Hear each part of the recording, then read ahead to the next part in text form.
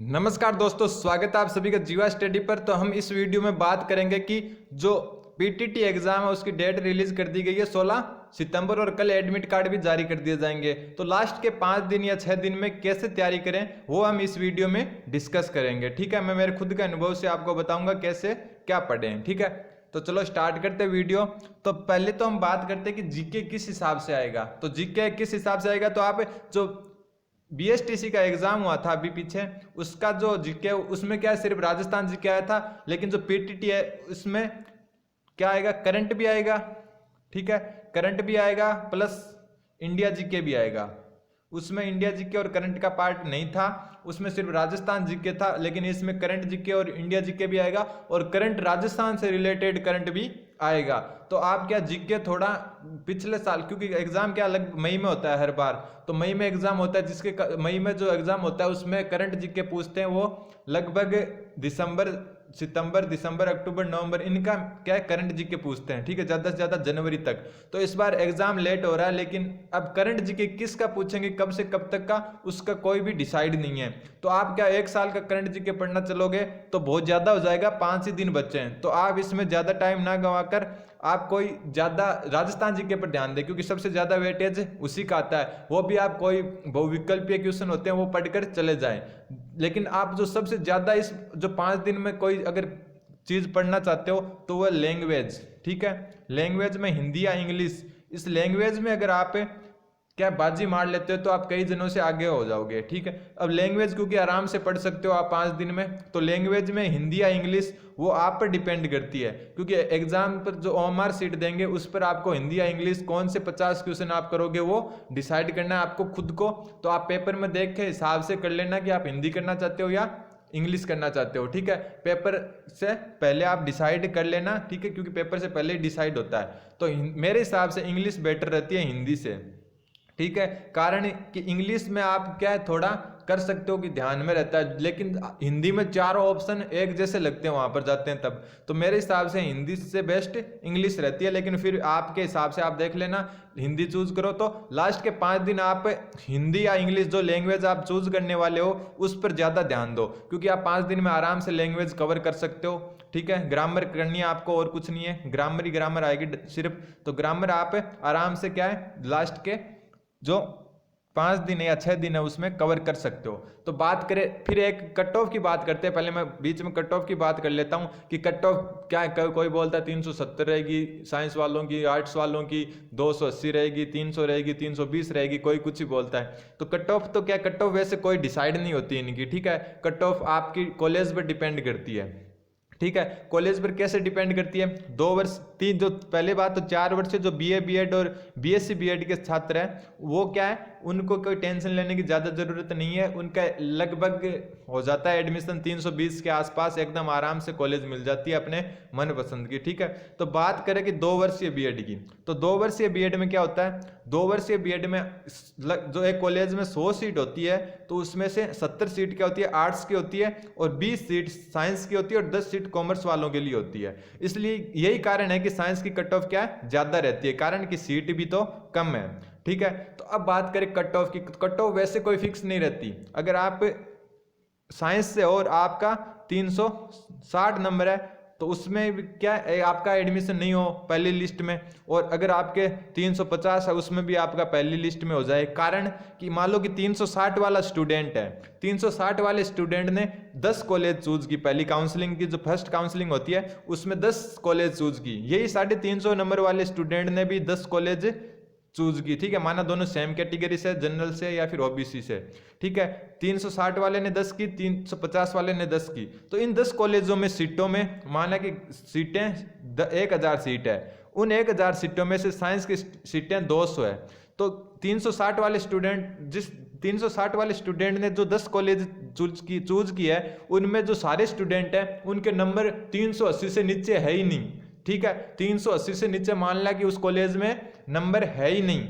तो वो क्या होगा 360 में भी उसका फर्स्ट काउंसलिंग में नंबर नहीं आएगा। वैसे अगर 350 वाले ने 10 कॉलेज चूज की फर्स्ट काउंसलिंग में और उसकी कॉलेज चूज किए उसमें सारे स्टूडेंट के 350 या फिर 360 50 40 ये नंबर आ रहे हैं, तो इसका 350 में फर्स्ट लिस्ट में भी हो जाएगा। तो इस हिसाब से रहती है कट ऑफ कोई फिक्स नहीं रहती इनकी, ठीक है।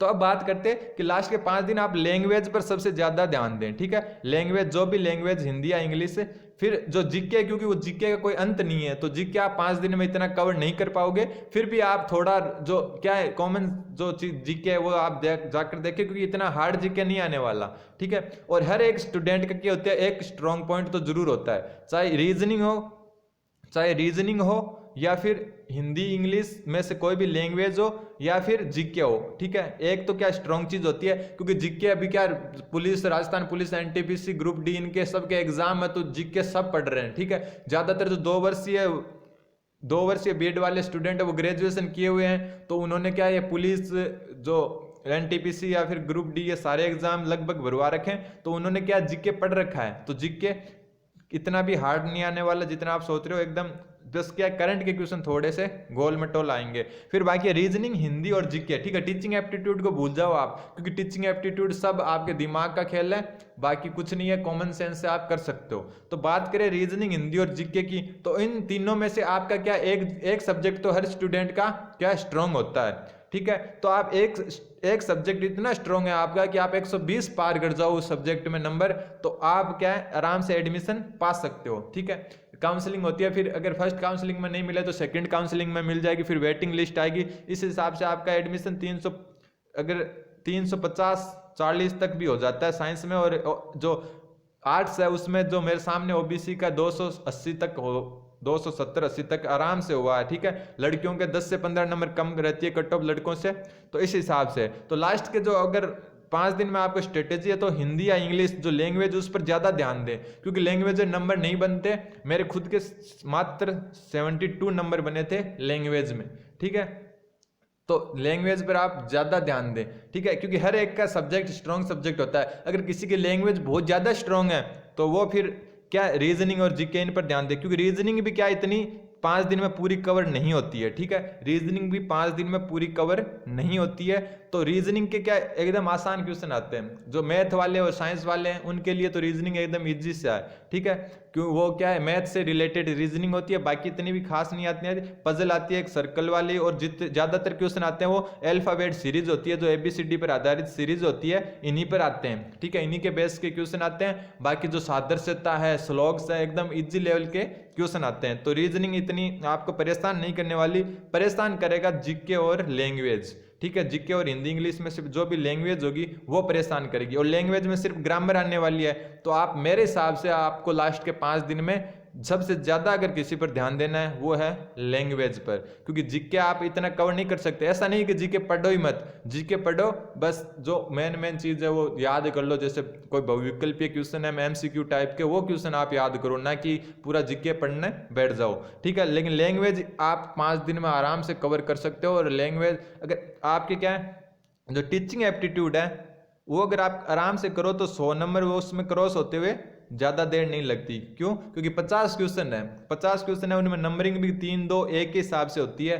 तो कई क्वेश्चन 3 नंबर के होगा, कोई 2 का होगा, कोई 1 का होगा, 0 के तो बहुत कम होंगे। तो 50 क्वेश्चन में अगर 2 नंबर आए तो भी 100 नंबर हो जाते हैं। तो इसलिए जो टीचिंग एप्टीट्यूड है उसमें आप 100 क्रॉस कर लोगे। लेकिन अगर कोई जो बाकी 3 सब्जेक्ट बचते हैं,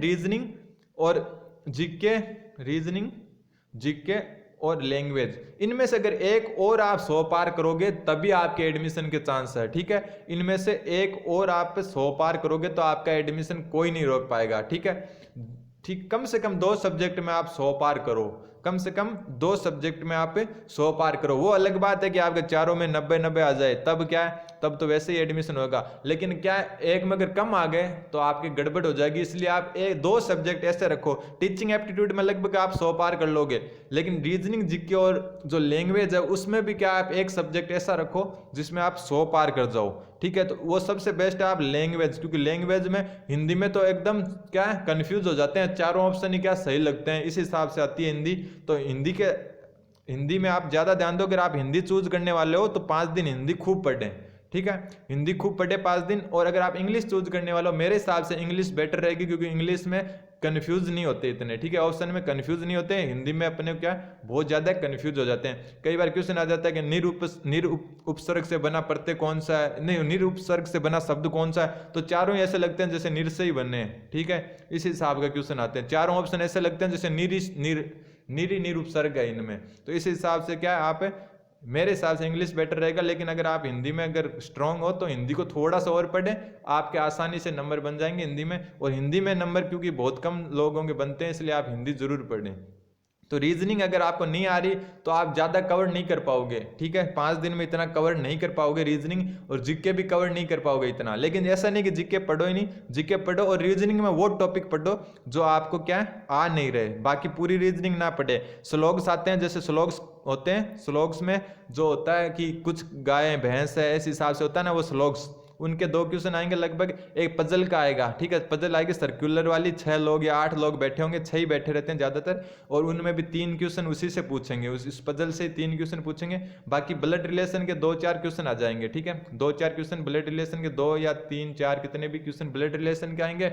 और बाकी जो अल्फाबेट सीरीज है ABCD की, ABC अनुपात ACD ऐसे करके क्वेश्चन होते हैं, वो आएंगे ज़्यादातर। तो आप सबसे पहले जाकर कुछ नहीं ABCD लिख लेना पूरी, और ABCD पहले 13 अक्षर ABCD के इस हिसाब से लिखना, फिर M तक लिखे, M 13वां होता है, फिर N से उनके नीचे उल्टा चलना ऐसे, क्योंकि ऐसे आपको कई क्वेश्चन सॉल्व हो जाएंगे सेकंडों में, ठीक है, इस हिसाब से चलना। क्योंकि कई बार एक की जगह T से रिप्लेस कर देते हैं, ये एक दूसरे के क्या, एक की जगह Z से रिप्लेस कर देते हैं, ये एक दूसरे के क्या होते हैं विपरीत होते हैं। M का विपरीत N होता है, ठीक है, M से पहले कौन सा होता है L होता है, ठीक है, L का विपरीत क्या होगा O होगा, इस हिसाब से क्या होता है। तो आप इस हिसाब से कर सकते हो एकदम आसानी से। तो आप सबसे ज़्यादा लास्ट 5 दिन में ध्यान देना वो जीके पढ़ लो थोड़ा, ठीक है, जीके पढ़ लो, जो मेन चीज़ है वो पढ़ लो, लेकिन जो लैंग्वेज है उस पर आप ज़्यादा ध्यान दें, ठीक है। रीजनिंग के वही टॉपिक करें जो आपको नहीं आ रहे हैं, पूरी रीजनिंग लेकर ना बैठें, ठीक। और जो मॉडल पेपर है, मॉडल पेपर भी क्या है, जो साइड